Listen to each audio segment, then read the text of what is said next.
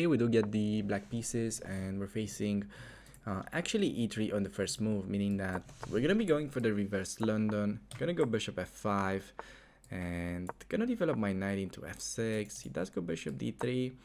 That's why with black I like to step back with the bishop, because it's kind of more flexible, and in a way it feels a little bit better than allowing him to take on f5 on many occasions. Plays rook c1, which is weird. Like, I definitely understand that move with the pawn being on c4. I mean, bishop would have been hanging, but you get what I mean. So I could go e5. That is very playable move. I'm just gonna play knight e4 in like the London fashion. Gonna take with a pawn, and yeah, I mean, I was about to say that if he goes knight e1, maybe we'll play h5 and we have ideas like we've just seen, but that is just hanging knight, sadly, that will take. I'm gonna play queen there. Idea is to bring this bishop into f3, taking advantage of the weakened light squares. He does go f4. I could still do this move. Looks kind of juicy. Threatening this. Now I'm gonna bring the knight into g4, and his queen will really have trouble staying into the second rank. So bishop e1 is like only move in that regard, but I can go knight g4 and then take on e3 at the very least, because if queen takes, I will have mate on g2. Also, something like super powerful would be after I get my knight into g4, just to advance the h pawn, and then I can take and sack my queen on g3, and I will have a mate on h1. So we'll see. It's gonna be a pleasant choice to make. I might have went a little bit to Hikaru mode here, sorry. Okay, he does play g4.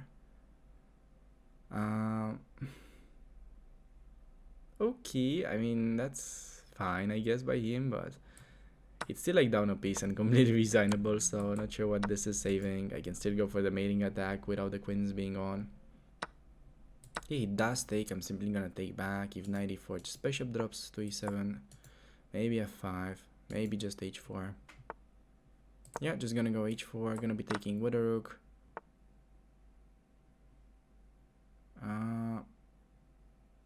I see no threat. I'm just gonna castle long, keeping an eye on this bishop.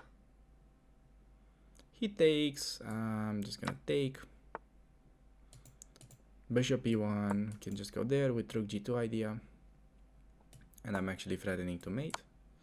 Yeah. This is gonna be a mate next with rook e2, because both squares are covered. So okay, I think that was pretty instructive game. And to show you an idea that I was considering in this position, I was saying bishop e1 is kind of only move to have queen e2, and then I can do this, and yeah, it's kind of capped really.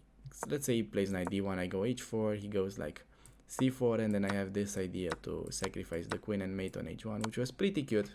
And also there is obviously after queen d2 I can take on e3, because he cannot take back because we have mate here. So yeah, black is just completely winning. We do get the black pieces once again, and this time against the 1700 guy playing knight f3. So we'll try out d5 knight f6, and we're facing the London system. Holy, let's go for c5. He's trying to beat us with our own weapons. Gonna go c5 knight c6. And this is really the big mistake that they do, because it's not how you should play the London really. Okay, should be playing e3, knight c6, and knight b to d2. Okay, this thing is nonsense because black has queen b6, and this is already much better, and I literally live to play this position. Okay, we can just take on d4, play bishop. Ooh, he went there. Ooh, he took with a c pawn. What do you mean? I can do this and that. I think this is gonna be a weak square. I feel like this is gonna be a pretty vulnerable square. Can I go knight b4 and then knight c2? So knight b4, knight a3, queen a5. How is that line? Looks kind of winning to me. You can go bishop b5, but I can play king d8. That looked winning. Maybe it's not, but I'm eager to try. Big threat. I just go, okay, he just allows it. What is this? He plays knight d2, which is gonna be collecting that, I guess, and we have accomplished our mission of getting Winning position in 10 moves against the London. I'm gonna develop all the way to a3, just being very annoying to my opponent. Very mean. I'm gonna be hitting his rook. On bishop c7 there's queen b4, so no need to freak out just yet. And on rook e1 we can just castle. Idea is to bring this rook into the game. Rook c2 next, bishop b2. We might actually trap his queen. And I mean it. If you like played rook d1, there was bishop b2 almost trapping the queen. Bishop b2 is queen d1. I want something that's gonna hurt even more. I'm gonna make this move with the idea to play rook c1 and then we actually trap the queen. Oh my god, we trapped his queen. Queen is literally trapped. Jesus. I feel bad. I'm gonna take his queen. Okay, time to trade everything. Gonna take. Okay, just gonna take with a pawn. Taking with a queen is better. Anyways, it doesn't really matter at this point. He does have 2 minors though, doesn't he? Has 2 minors for the queen. I thought he only has 1 minor. This is not like completely over. I mean it is, but not like, you know, still kind of have to look on the board and calculate. 25 hitting the pawn. 22 ideas as well. Okay, once I get 22 and 94, it's gonna be game. This guy's hanging. 94. Threatening to take and then take there. Okay, he takes. This is now hanging. His knight is almost getting trapped. Which one do we take? I think we take this and then we play queen c3 and he's unable to defend both pawns. So this should be clean. Knight there. Just gonna be taking this pawn. This is now hanging. Gonna be taking this, hitting the knight. And his knight is almost trapped. On knight b8, I'm gonna be playing... Okay, he just gave up on the knight. Fine, we gotta win. I'll take it. If you're looking onto this game here, and we're looking on the specific line, maybe I am not supposed to take on d4. I am actually not sure how the theory goes when he plays b3. I just know it's not great. Main point, obviously, if he plays queen b3, I go c4 and then bishop f5. If he takes this bishop, I take on b2 and we win the rook. Has to play queen c1, but we go e6, bishop e7 castle, h6, rook fc8, queen d8, and then we play b5, a5. And black just has a very easy game. I think we are pretty clear on that. And after b3, I took on d4. It took with the c pawn, which really threw me off. Like, I was expecting this, and I was probably playing this, and then that. Maybe bishop f5 is just better though, and then this. So yeah. But he took this way, and now all that is my mind is how can I get knight b4 in quicker. And apparently he can castle, and on knight c2, play knight h4. Wow. Wow, this was actually strange. So in fact, it's better to just play rook c8 in this position and infiltrate on c2 later, according to the engine.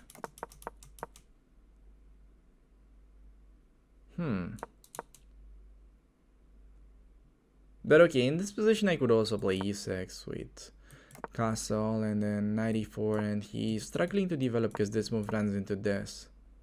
And this runs into knight b4 as well, and I'm just invading. Yeah, this is actually very good for black. So this is good to know. e6 is better in this position. Because I went for this with the idea being that if he plays knight a3, I want this. And as someone pointed out in the chat, I can take on a3. Then if he takes, I have knight c2 winning back. Well, obviously, I have knight d3 as well. Winning this queen, you know, winning a queen. Free queen. But yeah, I really had my money on knight a3, queen a5 in this position, which is winning. I was calculating this position, but I thought I can just play king d8. But I can just play knight c6, which I may have forgot about. And then we take the knight, we just free win.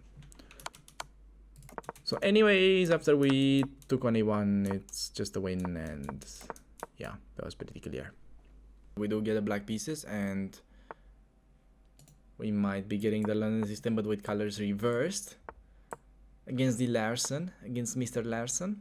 I'm gonna be playing knight f6. And usually with black, I just like to stay like bishop g6, keep it like that. Go c6, get a knight in, nicely developed. Where is Mr. Larson going though with h4? It's AlphaZero. He plays like AlphaZero. He went h4. I'm gonna go queen a5. It's funny because also like this press conference by Grishchuk, you've probably seen it where he says like all the patsers that see h4 and they are, ooh, it plays like AlphaZero. He was really funny, and he also then says that this idea existed for like decades, and now because AlphaZero played it, everyone is calling it this way. It was pretty funny.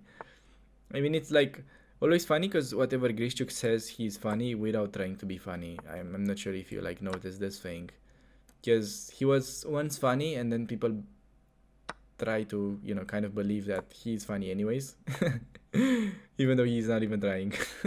That's also something he said. So I just want to go knight e5. Idea is to sack. I think his position should fall apart.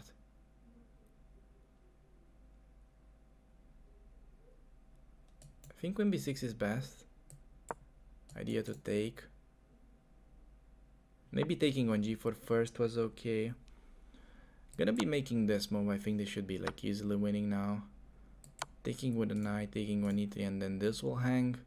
Most likely, if king g3, we might take with a rook. I'm not sure now though. Yeah, probably my sacrifice is again nonsense, but it's gonna work because these players don't really know to defend. Okay, this is actually very bad because we can take and then we take the knight with mate. Plays knight e4.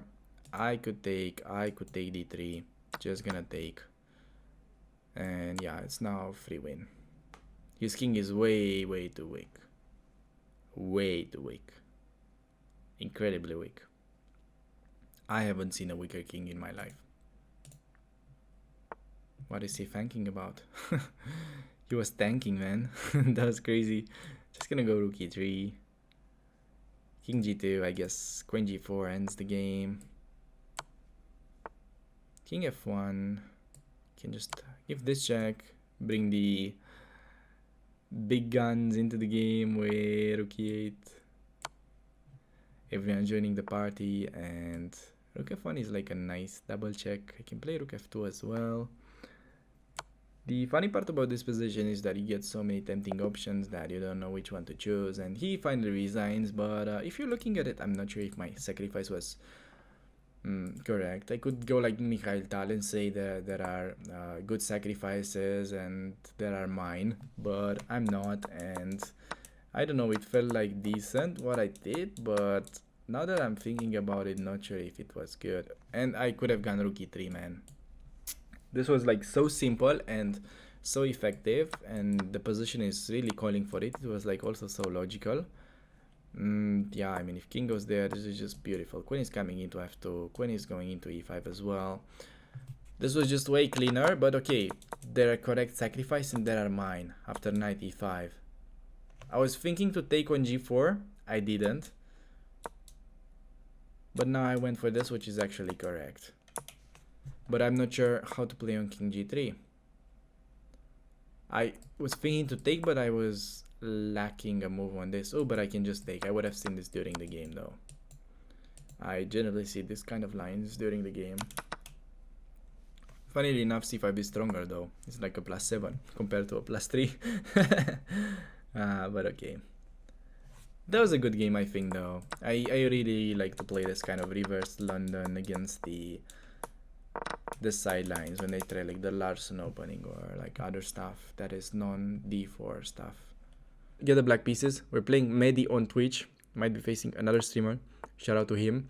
And we're going knight f6, bishop f4. Little does he know we are playing the London ourselves, and he does this mistake, and you know, he's Mehdi on Twitch but doesn't know to play the proper move order. What is going on with that? Because now queen b6 is the key, but they should play knight d2 here, and I'm actually thinking to play knight h5 myself, which I've covered for black as well on YouTube.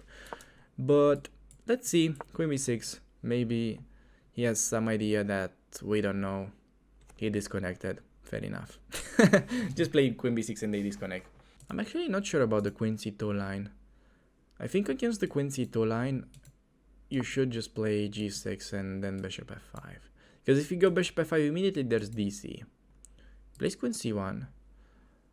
But okay, I mean, do you like that position? I'm just gonna go there. Gonna play e6 next.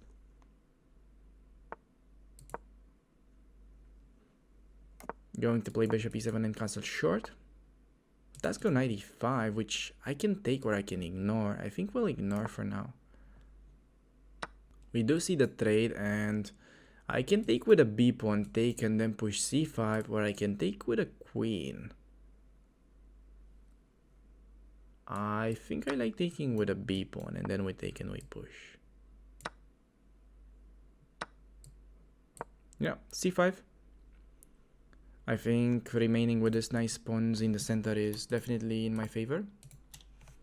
Plays bishop e3. I think I can just bring the rook in. Again, if white trades, I'm happy to trade. I'm gonna take with a queen. Maybe I'm allowing knight b3 to d4, but he was probably going to do that anyways. But it's not really an issue, since on knight d4 we can just step back and can kick the knight with e5 soon, I'm assuming. And the other thing is that I can bring knight to e4. Okay, I'm just gonna play like knight e4. I think now actually it would have been a little bit more precise to play this way, because knight d4 would have hang b2. I'm gonna play this now.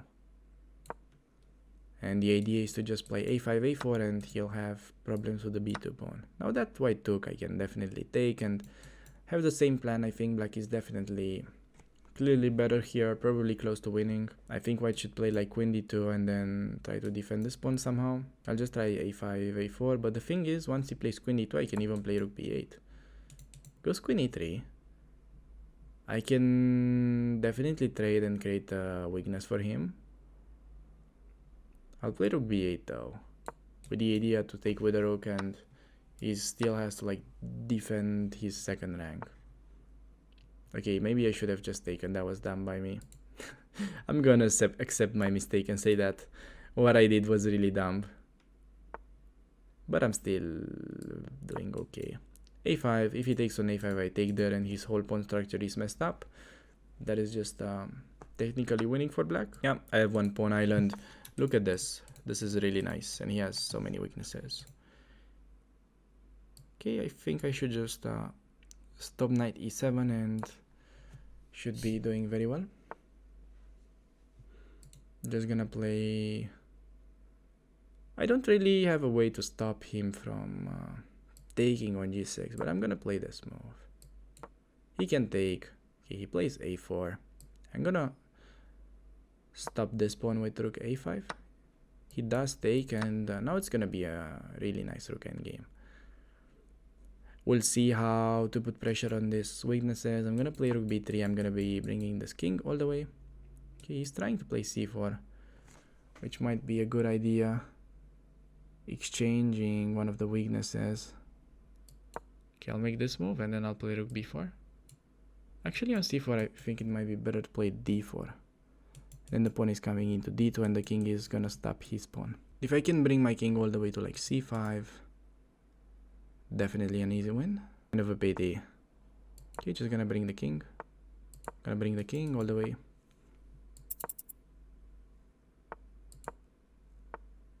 Just gonna collect the pawn. And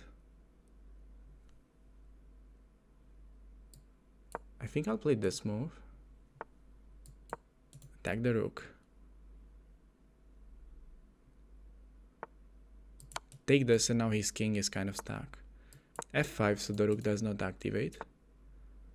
Rook e4 check, cutting the king. King is coming into c3. Actually to c2. Okay, now we just take.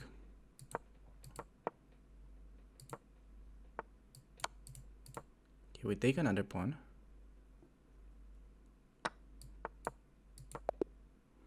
And we end up flagging my opponent, but the position was winning as well. The thing is here, if they go for the end games, I think we might be getting these lines throughout this series, but if they play here, this pawn is fast as hell basically, and I think they play like knight a3. I think that's important.